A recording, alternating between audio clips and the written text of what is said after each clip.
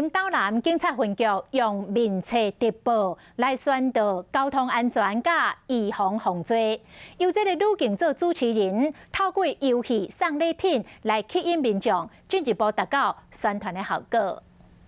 岛南分局长抽出幸运的民众，因为疫情的关系，警方嘛改做用面册来进行网络直播的宣导。目的就是为让我们的民众对治安的状况、对辖区的交通状况、治安状况能够更了解。透过这种比较活泼的方式，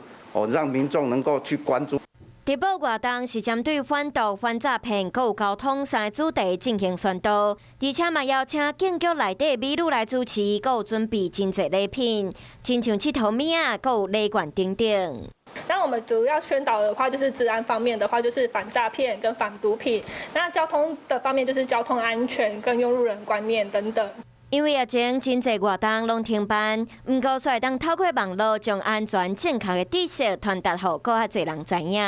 观众朋友，有一件事情不知道你们做了吗？那就是赶快来订阅我们的 CH52华视的频道，而且记得哦，一定要帮我们分享、按赞，还要开启小铃铛。